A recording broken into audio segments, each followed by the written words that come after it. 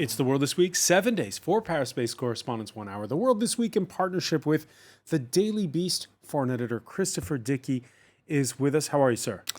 Good. Always glad to be here. Glad to welcome you. Glad to welcome as well Paul Taylor, contributing editor to Politico. How are things? Pretty good. Pretty good. Pretty good. Okay. Well, it's been one of those weeks. It's been one of those weeks. Has it been for France 24's very own Julia Kim? It has, yes. Okay. I can confirm. All right, and Georg Blume, Paris correspondent for Die Zeit, the author in French of The Undesirable Friend, the end of a story. Is that how you translate it? Yeah. About Franco-German relations. Yes, right? which had bad times this week, I guess. Bad times this week, okay. The World This Week on Facebook and Twitter. The hashtag is World This Week. For some, the vacation from hell is over. Welcome to Cambodia.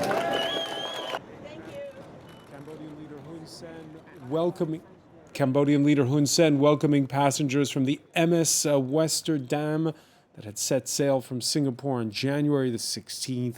The coronavirus outbreak had Thailand and others refusing entry, despite there being no confirmed cases aboard. Meanwhile, the ordeal continues for most of the 3,700 aboard the Diamond Princess, quarantined in the port of Yokohama since February 3rd. There's 218 confirmed cases aboard. Japan now allowing those 80 years or more, those in frail health, those who have a windowless cabin, if they want to disembark, but only if they test negative. So far, 11 passengers have taken up the offer. The government will take into firm consideration citizens' concerns and coordinate with municipalities towards preventing the spread of infection. And we'll do our best to strengthen testing systems, as well as expand and strengthen treatments and consultation systems. And there's been all kinds of talk, Christopher Dickey, about whether Japan has handled this right, whether or not you leave them on the ship, whether you let them come ashore. Well, it sounds like hell, doesn't it? I mean, absolute hell. Can you imagine if you had an interior cabin? They're already tiny, no windows. On a ship like that, you're supposed to be having a wonderful time, sun and fun. And in fact, you're locked in something that's worse than many prison cells. And for what? Because somebody on the ship got sick.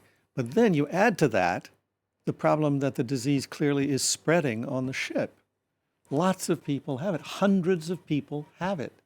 So the proportion, well, I don't know what the proportion would be, but maybe 10% now of the people on that ship have got the disease. I mean, that is just scary as hell. It's like a horror movie. And it is difficult to gauge what is the right thing to do. There's no set protocol, is there, Georg Blume? No. But a lot of confidence we should have in governments like in Japan and China to deal with that crisis. I mean, I have witnessed many catastrophes, natural catastrophes like SARS, like the earthquake in China and Japan in the past. And I think Confucianist governments do have a way of dealing with their citizens, tough, but also not, but appealing to civil courage and civil discipline, which usually has worked in these kinds of crisis situations. So we have seen a backlash, though, particularly in China. Absolutely, and we all, I think, doubt that these more hierarchical political systems can deal with this crisis. But let us not be, let us count on what I would say the civil, also obedience maybe even, of the citizens of these countries to go along with these crisis measures which are taken everywhere, and to, not only protect themselves, but protect the one next to you, the neighbor, in restraining yourself from movement. There's so much civil courage and obedience, which we see these days in Japan and mostly in China, which I think is underestimated. It's very difficult. Right now, China is trying to keep 60 million people under quarantine effectively, Julia Kim. It is really difficult. I'm actually very impressed at the way they're going about this. Having said that, there is a lot of issues surrounding how transparent they're being. There was a journalist recently, a French journalist, who had taken videos of a Chinese journalist, a Chinese citizen journalist, who'd taken on his phone videos of the hospitals in China. He showed, I think it was a short video showing sort of on the streets, people waiting for hospitals, beds on the streets, bodies on the streets. And then he was arrested shortly after. I think his name was Fang Bing. And then there was an outpouring of support for this journalist.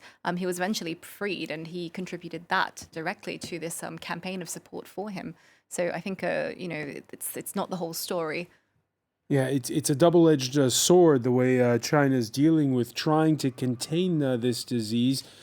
Nearly 1,400 killed since the outbreak. The president, who had been keeping a low profile, back in the spotlight this week, sacking top officials in Hubei province at the epicenter, replacing them with hardline loyalists, and again, appearing in public in Beijing. How are the prices of vegetables? Just as usual. Let's not shake hands in this special period. You should always remain confident. We will be able to contain this epidemic eventually. Yes, we're confident. Wish you a happy life and good health.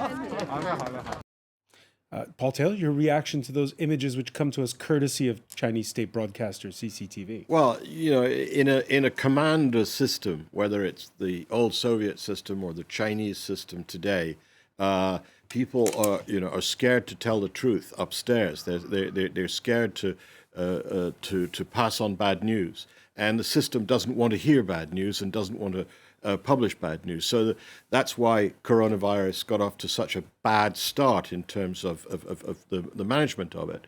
But then when a command system clicks into action, as China has done, maybe it has additional tools that are scary to us, but which can actually help it to confine and to quarantine and therefore to shut down this virus. I think what's clear is that Xi Jinping has now understood that he is in the front line, that he has to be seen to be in charge of all of this. Okay, he sent his prime minister to Harbin province because I think his prime minister is also probably a bit more of a sort of empathy guy than he is. But ultimately, he will be judged on whether this system, which clearly is scary and repressive, is efficient. And I think the reason the system has survived so long in China and hasn't turned into sort of the same way that the Soviet Union did is because it's been very successful in spreading prosperity to its I've read so many articles this week, Christopher Dickey, trying to wonder, is this a Chernobyl moment for China? 1986, when the disaster happens, Mikhail Gorbachev sees he has to be a little bit more transparent on information, and eventually, though, it leads to the downfall of the Soviet Union. Are we reading this too much through Western eyes? I think to try and make a one-to-one analogy with Chernobyl and the downfall of the Soviet Union, that is definitely going too far. But I think that this is, as we said last week, this is a black swan moment. Nothing will ever be quite the same in China or Xi Jinping. It is true that if you have a regimented command society, you can organize things more effectively. But look at what they have to organize. 60, 70 million people under quarantine. That's not a little thing. That's not a little thing for anybody. And the turning point, the fulcrum, was the death of Dr. Li, when the man who tried modestly to say, we really need to take a look at this, and wound up being called in by the police and told to shut up in December, when he died from this disease, that was a huge emotional turning point. And the Chinese government, whatever the obedient people of China are doing, and in this command government, they are asking questions that they were not asking before. And this government's not used to it. China is not a command government like the Soviet Union before, and it's misleading to say it's a command government. All comes from above. China has a party with 90 million members, which governs this country. It has public servants in every city, who work for this party and who are often well-minded to its people. And it counts if those people are now doing the right thing or not. Xi Jinping has concentrated more power in his hands than he ever before. Yes, predecessors. you can say that, but he is not. If he is out there now, it's because the Central Committee and other people tell him he has to be out there. It's not nice to be out there now and take the helm. He can take all the discredit now if it goes wrong. So it is true. It's a dangerous moment for this government, of course. But and for it's also where already, long before, the Confucian bureaucracy is what is best in Chinese politics, often is. When there are, when there was inundations, flooding, natural crisis, they were often very well in dealing with that. And it's a moment where they can, you see the international system, the World Health Organization working with China. It's a moment where, where also globalization can tell us how well it is working. If everybody takes precautions and if people, it can be a moment. Every article now on China basically says the system is bad, so the crisis will be worse. It can be. It's often what is being told. If you want to put 70 million people under quarantine, it's a great system. No, it's absolutely not. a great it's system. only what you can do. There are real problems, though. Of course. One of the problems is, and it's a great irony, part of the way China works is based on facial recognition software that recognizes everybody in the country and tracks them. Unfortunately, it doesn't work when everybody's wearing a face mask. So there's been a little hiccup because of that. Yeah. But I agree. I mean, I ask myself, is there no coronavirus in Africa? Yes, of course. We've had a first case in Egypt that's been confirmed. I think we can continue to make fun and criticize the system in China now. It's easy, with all these masks and so forth. But it can be a moment where we understand how we can work together with China too. Paul Taylor, one final question on this, which is, when the SARS outbreak happened in 2003, China represented 4% of the world's economy. Now it's somewhere between 16 and 18%. So if this goes on a long time, is it the whole world that's affected? Yeah, I mean, the whole world is going to catch an economic cold. And you're beginning to see, for the moment, it's largely the Chinese economy that's affected, but you begin to see the supply chains breaking down. Generic medicines that we're very used to using in Europe that come mostly from China. We're starting to see shortages. Face masks have been mentioned, but so there are risks going forward that this will have more of an effect on the economy in other countries. It may make it difficult, amongst other things, for China to meet the commitments it made in that trade agreement with the United States last month about buying more liquefied natural gas, because the demand for energy is collapsing as the Chinese economy stops. So I think there are lots of economic consequences that can come if it lasts. If it's confined to sort of the first 3 months of this year broadly, then I think the world economy, also after the SARS outbreak, there was a rebound, and economists say that now, if there is a glitch, a dip in the economy, it'll pick up. All right, we're going to turn our attention to this continent. After his landslide general election win back in December, after Brexit Day last month, Boris Johnson's long-awaited cabinet reshuffle showed no change in political direction. Instead, the only high-profile change signaled a consolidation of the PM's power. Good afternoon. Good afternoon. Why do you resign, Mr. Javid? Has Dominic Cummings forced you out? Were you pushed out? Was it a power Lovely grab? to see you.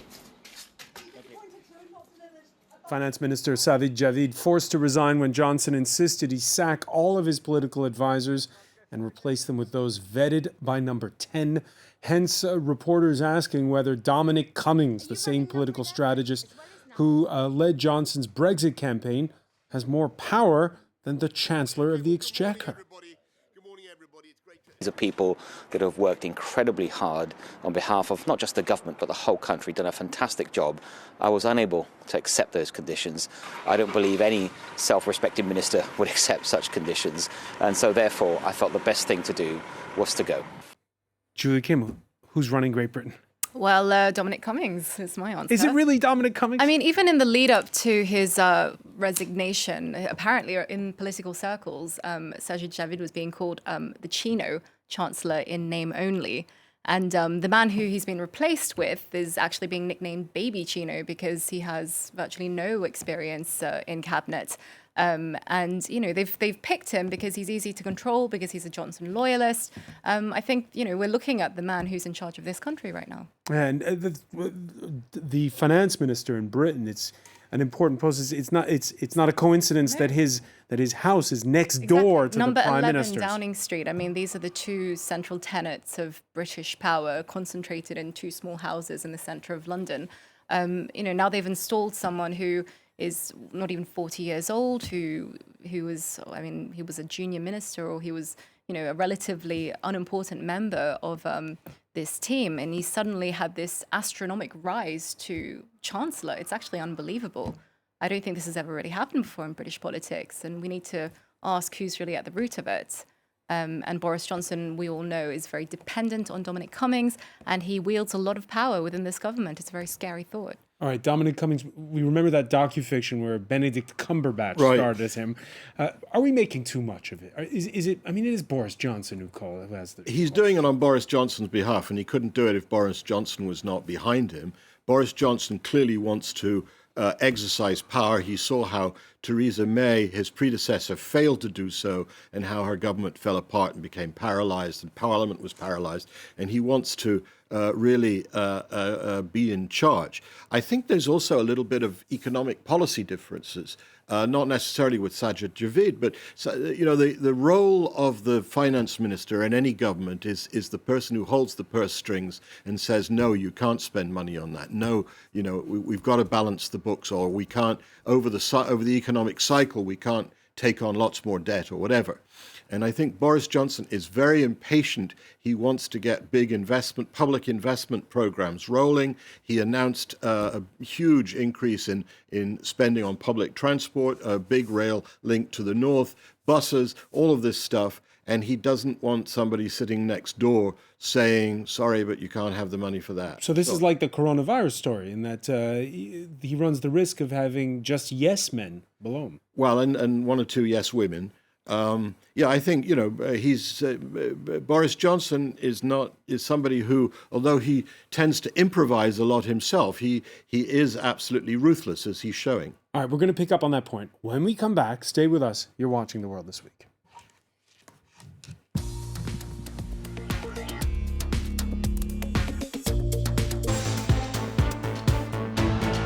Welcome back, or welcome if you're just joining us. It's The World This Week. The World This Week in partnership with The Daily Beast. Daily Beast foreign editor Christopher Dickey is with us, as is Paul Taylor of Politico, editor-at-large at Politico. France 24's very own Julia Kim. And we're also in the company of Paris correspondent for German newspaper Die Zeit, Georg Blume. We were talking about Boris Johnson, who wants to go full steam ahead with his big spending projects and doesn't want any bean counters in his way. Yes, it's with an eye to those Northern Labour voters who deserted Jeremy Corbyn for the Conservatives in the December general election that the Prime Minister this week also gave the final green light to the HS2 high-speed rail line, which will first link London to Birmingham before Leeds and Manchester. The decades-long battle settled. It'll make way for what will be Europe's biggest infrastructure project. Your reaction, Georg Blume? Well, now we're all guessing if the, Alstom and Siemens should have get their act together to get the contract, or if the Chinese will be ahead of us now. Christopher Dickey, your thoughts on Boris's week? Well, I think it's a grand project. I mean, here in France for a long time, we've had high-speed rail. It works great. We love it. Cost lots of money. It was worth it. But of course, it was almost all built quite a long time ago. Now, in today's economy, it's going to be amazing to see how much money they can spend on it in Great Britain. 100+ billion pounds. That's what they're talking about. And of course, it's, in Britain, unlike in France, you don't just have the prefect who says, right, this is going to go right down there through your land and over, and so on. You will have endless public inquiries, judges sort of saying, you can't put it here, you can't put it there. Nobody wants this wonderful railroad in their backyard. And in Britain's traditional system, it's much easier for individuals to stop things. And environmentalists are split. Some are for and some are against. Right, because there is this, on one hand, the sort of environmental benefit of train travel compared to air travel. But then at the same time, if it passes through your backyard, who's going to pay for it? Is it going to go ahead? So yeah, I mean, it's a very touchy issue. But there has been this north-south divide in the UK for forever. And it does seem like, for the first time, the UK is trying to redress that balance. I mean, the irony is we're talking about the Green Deal in Europe, with 1,000 billion of investment in the future. We don't know what it's for. In Britain, we have a product which would exactly fit the equation. And for the Green Deal, it's just these kind of problems, train everywhere, which we need for a Green Deal. And Christopher Dickey's wondering where the money's going to come from, and they've left the European Union. Yeah. Well, let's turn our attention to Paris. His campaign was already in trouble, running a distant third in the race for mayor, which is 1 month from now, the first round. Emmanuel Macron's éminence grise, Benjamin Griveaux, throwing in the towel after an exiled Russian performance artist published a private video of the married father of 3 masturbating for his mistress. Yesterday, a website and social media posted vicious attacks targeting my private life. I cannot expose my family and myself anymore to that kind of violence when there are no limits. It has gone too far. That's why I have decided to withdraw my candidacy for the Paris municipal election. Announcement coming earlier in the day, Christopher Dickey, and it's been heated conversation in the France 24 newsroom. Is American Puritanism taking over France? No. Look, this goes back a long way. This is not a problem of Puritanism. This is a problem of ridicule. He looks ridiculous. He looks like an idiot. And you have to say that he was never the most popular person on the political scene. He was always seen as an arrogant, what would the word be? He was always seen as incredibly arrogant, difficult guy to deal with, Macron's baby, always protected, stupidly appointed to be the mayoral candidate, doing terribly against 2 women, the incumbent mayor and Rashida Dati. And then it shows up, this video shows up that was made in 2018, by the way, when he was the spokesman for the government, showing himself jerking off. I mean, it's just unbelievable. I agree with... Allegedly. I agree with Chris that if indeed this was him, he missed a great opportunity to do something sensible. I mean, it's a self-destruction.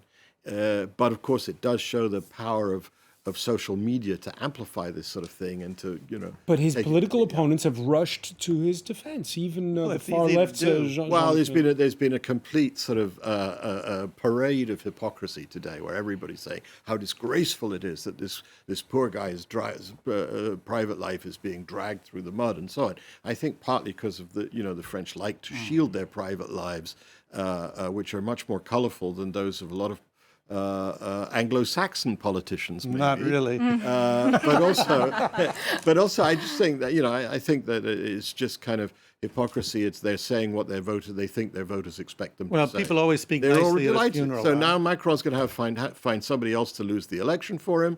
The obvious person to do it would be the dissident candidate, who actually was much more of a personality and at least had some kind of ideas and some initiative, but Macron tried and failed to persuade him to pull out of the race. And I don't think he's now going to say, well, all right, you can be our candidate, since he's kicked him out of the party. So the exit Cédric Villani. So they're going to have to find somebody else to lose the election. But, the election was going to be lost anyway, I think.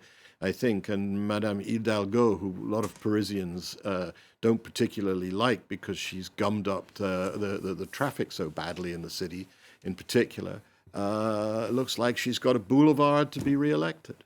So what surprises you more, Julia? Is it the scandal or the reactions to the scandal? It's tough to choose, but I would say the scandal itself, just because I think it really, as we were saying, it's not, when you were asking, is it Puritanism? I just think it actually just shows how poor his judgment is. And I think that's really important to note. And also, he didn't actually come out and deny it. He never said that person in the video is not me. He, gracefully tried to bow out to the race, citing, he wanted to protect his family, etc. But everyone has said that it is him. And there's a lot of gray areas. I think the problem is that is the guy who resembled the most Macron. And it could really hurt the president in a way, It could, but he was, as you said, his éminence grise, almost second in line. You put him up for Paris because he's just the baby of Macron, his man. And now, we know now what he's like. So it makes Macron more lonely at the top, if you will? Much more. Well, and Macron, he is a bit accident prone. I mean, this comes after the person that he nominated for the European Commission had to withdraw because the European Parliament would not approve her because she was under investigation by the police here and has subsequently been placed under formal investigation. Placed under formal investigation. So, I think one of the things this illustrates is that Macron has a relatively shallow talent pool. He doesn't have that many real stars that he can.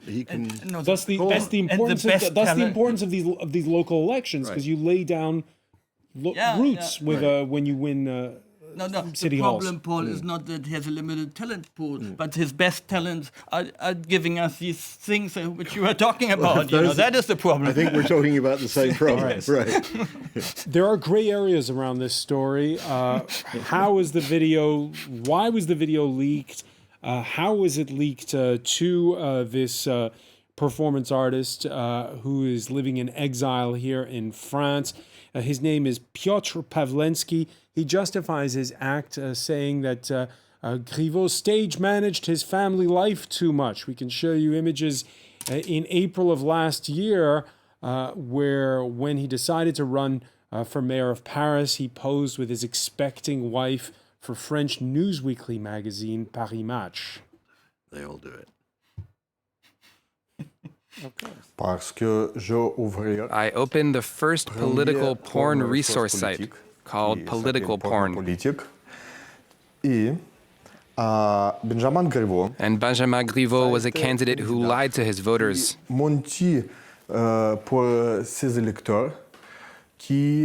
Who spread propaganda. He despises himself. He's a great hypocrite. He's an unlikely candidate for a whistleblower, this man. Yeah. It's an interesting idea, the pornographic politics site. Maybe we should have that in the United States. No, but more seriously, because except that Trump would be on it. What do you make of it? What do you make of it? I think he committed, or rather, did us a public service. He gave us information on a candidate. It could influence voters. What can you say against it? What can you say against it? I think he also has a sense of humor, deciding to release the video on Valentine's Day. And there are no dark forces pulling the strings from behind? Is that what you're getting at? Do we think this is another plot by the GRU and by the KGB people? Or no, I think it sort of feels like it's the other side of things. I was thinking of the Russian dissident movements, as a matter of fact, watching this. Yeah. And thinking, it's more like the kind of pranks that they play. All right. Meanwhile, France's answer to the Oscars is in crisis. 2 weeks before awards night, the entire board of the César Academy resigning over a call for reform. Famed actors, directors, producers denouncing a lack of transparency. They say that the board refused a voice to prominent female filmmakers at a recent dinner organized to honor up-and-coming actors. And they don't like those 12 nominations bestowed on Roman Polanski's latest film, An Officer and a Spy. Polanski, who faces fresh accusations of rape. The veteran filmmaker still wanted in the United States over a decades-old charge of statutory rape against a 13-year-old. The outgoing board insists it's only mandated to judge films on their merit. This isn't a forum for debate. We've given the results from the first round, and I must respect equal treatment for everyone and not comment on anyone. Julie Kim, saying effectively, we're not the morality police. We're only here to look at the movies. I think that it's important to note that in every profession in the world, you might be a journalist, a carpenter, whoever you are, there is a minimum standard of behavior expected. And I think that, if we set the minimum at don't rape a 13-year-old, I think it's a good start. I don't think it has anything to do with morality. It's just, you work in a profession, you work as part of an association of filmmakers. Why not act like a decent member of society? And I just think that, the fact that the Academy is promoting his films is really aberrant and actually, for me, sends a message to, pedophile directors around the world that you might not be able to have a career in the US, but you can have one in France. Paul Taylor? Look, Wagner was an anti-Semite. Richard Strauss was an anti-Semite. Should one not listen to their music? I could never support Wagner. Never. After all, how he served Hitler, you could not listen to him anymore. But Wagner was long dead before Hitler came, I know, came but to power. how his music has served Hitler in his propaganda is so terrible, you shouldn't listen to him anymore. Well, I had the honor of covering perhaps the first public concert of Wagner's music in Israel in the 1980s, years after. And there's some comparison here. I don't think anybody would dispute objectively that Roman Polanski has made some great films. I've seen J'accuse, an officer and a spy. I think it's a very good film. And on any objective criteria, it deserves to be at least considered for an award. So I would go with what Arturo Toscanini, the great conductor, said about Richard Strauss. He said, to Richard Strauss, the man, I take off my hat. Yeah. To Richard Strauss, the composer, I take off my hat. But to Richard Strauss, the man, I keep my hat on. If these men have done violence to women like they shouldn't have done, I don't care about their films anymore, really. Christopher Dickey? Well, Harvey Weinstein's made a lot of great films. I love lots of his films, but that doesn't make him any less of a pig. And I think that when it comes to the nominations for the César, 11 nominations? 12 for J'accuse. I think that's a little over the top. It may have been a very good film. I haven't seen it yet. But 11 or 12 There seems to be a common thread, because this time last week we were discussing the scandal that had besetting French sports with a small clique at the top that's out of touch when there's wrongdoing. Sure. I mean, as I was watching your presentation here, I was thinking, this really is the beginning of the end of the old boys clubs. Whether it's in sports or film, or Boris Johnson and his cabinet, eventually they're going to all get their comeuppance, because basically we live in a world where that's just insupportable. In literature, it's certainly the case. The same, you had your great Bernard Pivot, who was a master of ceremonies for French literature for two decades, and who has supported this writer with his pedophile Matzneff, and who is rightly now under investigation. I mean, it was about time for, also for the French editors to see what they have been publishing. All right, let's turn our attention to, from the Césars, which are in 2 weeks' time, to what happened last Sunday. The times, they are a-changing in Hollywood. A hero's welcome for the cast of Parasite at Seoul's Incheon Airport after the South Korean film became the first ever foreign language picture to win Best Picture at the Oscars. It even prompted applause at the very top. 우리 봉준호 감독 Our Bong Joon-ho won 4 awards at the Academy Awards. Best Picture, Best Director, Best Original Screenplay, and Best International Feature Film. Let's start with a round of applause. 박수 한번 치면서 시작할까요? Moon Jae-in beaming there, in Julia Kim. What's it like in South Korea this week? People are very excited. People are very proud. It's a huge recognition. I think it's the first time that a foreign film has also won Best Picture. So it's an enormous achievement for South Korean cinema, which has kind of been on the ascent these past 2 decades. So it's really lifted up, a whole generation of people. I guess it's a real validation for the art and for the people. And it's got to be said, Bong Joon-ho is really unique with his eye on the world. He is, and he has a certain way of filmmaking that I've just never. And I watch many films, and I've just never seen the way that he so effortlessly bends and melds genres together. And he can create something completely original using conventions from various genres. And usually when directors do that, it doesn't quite work. But he's managed to make something really fantastic with Parasite. With a sort of dark humor.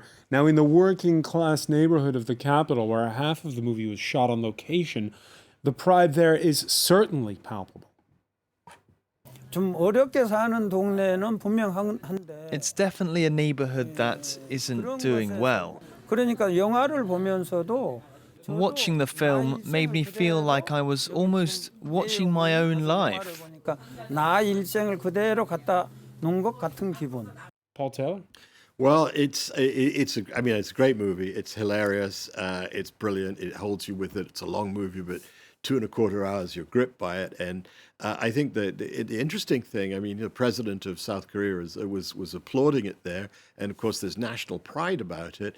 It's also a movie that's very withering about the social divide in it's a South tale of Korea. inequality. It's a tale of inequality, of social envy, of injustice, and of brutality in which everybody suffers in the end. Now, there's another important aspect to all this, Christopher Dickey, which is Americans, they say, don't like to read the subtitles. And the people who vote for the Oscars are all Americans. And is there a sense, a sort of a streaming effect? Is the U.S. changing? Is it more open to foreign language films? I think it is more open to foreign language films. You've got, there were huge critical success for Roma, for instance, which was all in Spanish. There was the, I forget the name of it, but there was the French silent movie. The Artist. The Artist that was also did very well in the awards in the United States. And I think there's a sense that this is a truly global industry now. A lot of the money that Hollywood makes, maybe half or more, is made overseas now. So there is a feeling that it's a global business. It's not just about making American films for Americans. And how about the tastes of moviegoers? Well, I think those can be pretty changeable. If you look at what Hollywood is churning out all the time now, they're making the same movies, they're remaking the movies, they're making sequels to sequels to sequels, they're making endless comic book movies. And I think even, and maybe especially in the Academy of Motion Pictures, people look around for something that really feels different. And I haven't seen Parasite, but from what you tell me, it's really very different. Go and watch it. Gail Bloom? Go this weekend. Well, what disturbs me is that Hollywood, you can say what you want about it, but it has had a positive message to the world. And this film has a very negative message. The poor people killing the rich and, becoming the murderer.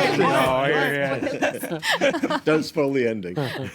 And I think the Korean, I've seen Korean movies, they're excellent. And there are Chinese movies who are excellent, but who are also disturbing in their negative view of the world and how they...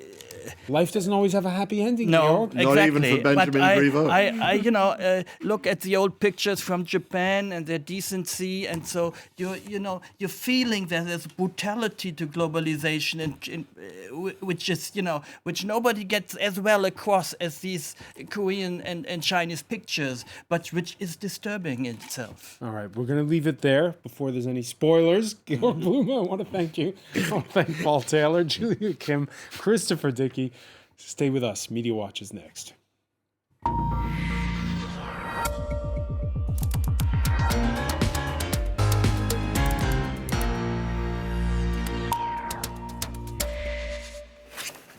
And we say hello to Emma James. Hi there. Is the debate still raging upstairs in the newsroom after the resignation of Benjamin Griveaux?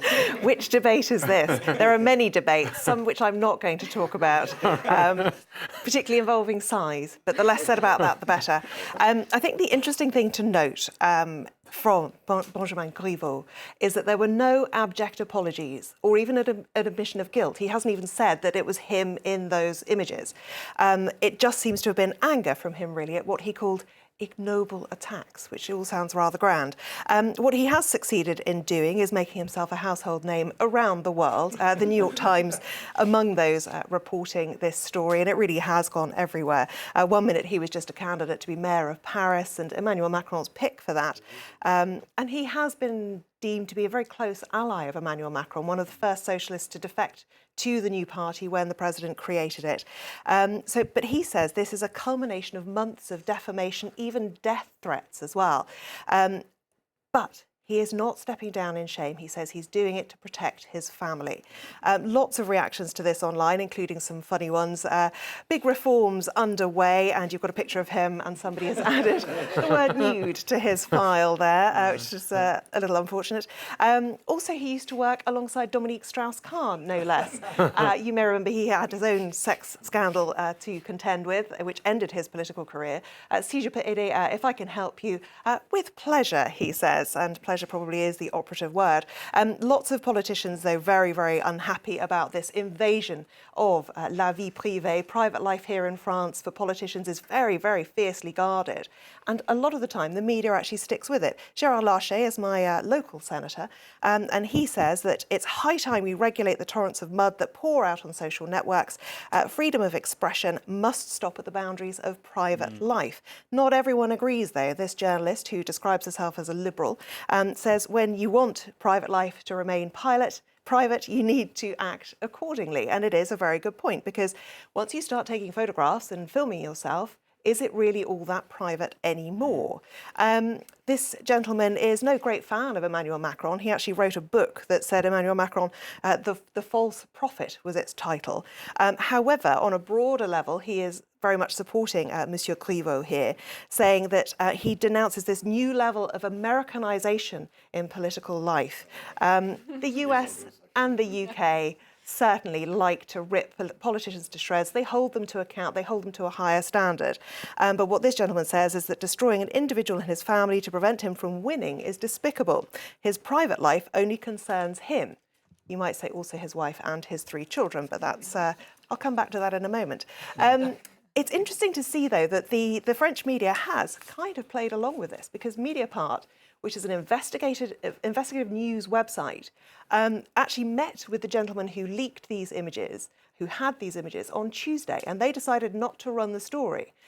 Today, they're talking about very little else. Their homepage is covered with images and headlines all referring to it. Now, no doubt they'll say that's not hypocrisy. It's just a question of now that he's stood down. It's covering the news. Yes, it is a reason to talk about it. But it is interesting to see that the French media there playing along, even though that's an investigative website. All right, I saw Christopher shaking his head when it came to that the Yankee bashing that we heard a minute ago there. But just on the issue, and earlier, Chris putting to bed conspiracy theories about why this guy did it. What are your thoughts on that? Why Benjamin Griveaux did it? No. The man who I was going to say, that's fairly simple. The man who released the images. The man who releases the images. There. Indeed. Sorry, I do apologise. Piotr Pawlenski.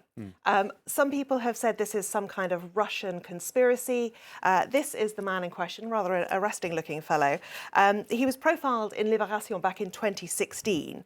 He's a Russian artist in exile here. I don't think this is a conspiracy, but he is one of those people who his protests are so extreme that you can understand why people maybe aren't taking him very seriously. The headline here refers to Quiyu, which can mean courageous, but it also means ballsy. He's best known for having nailed his scrotum to the cobbles of Red Square. But what he says is he was driven by anger at hypocrisy, especially he's cited this Paris Match article last year where Benjamin Griveaux posed with his wife, heavily pregnant with their 3rd child. This is in April last year, talking about his love for her and his love for Paris. And he said he was motivated by hypocrisy. All right, many thanks for that, Emma James. I want to thank our panel once again. Thank you for joining us here in The World This Week.